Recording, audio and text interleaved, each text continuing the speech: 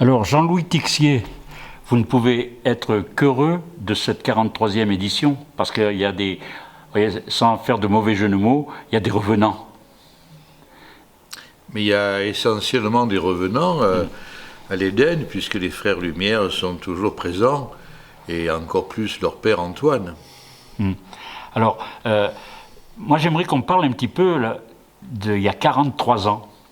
Parce que c'est vrai que quand on voit tous les membres du jury, les équipes de films qui posent devant l'Éden comme ça rappelle des beaux souvenirs. Parce que c'est vous, on peut dire que vous êtes à l'origine, avec plusieurs autres personnes, des premiers et du début, et en même temps vous avez fait perdurer cela sur La Ciotat. Il y a 43 ans, effectivement, c'est un groupe d'amis qui n'étaient pas au départ des cinéphiles, qui le sont un peu devenus avec le temps, qui souhaitait sauver ce lieu, l'Éden, là où les frères Lumière ont, dès 1895, passé leur premier film. Eh bien, cette salle allait être détruite, elle est placée en bord de mer, hôtel, brasserie, j'en passe et les meilleurs.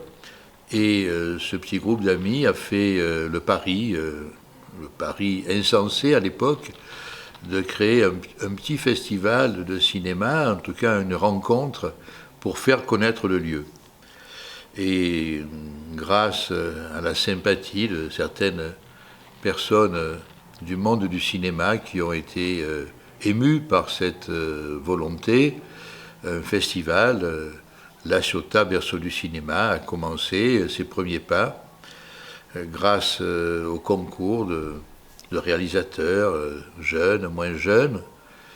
Et puis aujourd'hui, à raison d'environ 10 premiers longs métrages présentés chaque année par leur auteur, ça fait à peu près 200 réalisateurs français, francophones, qui sont venus un jour présenter leur premier film à l'Éden. Donc on peut dire que le monde, je dirais, du cinéma et je dirais de façon aujourd'hui éclatante, représentée fidèlement dans le temps.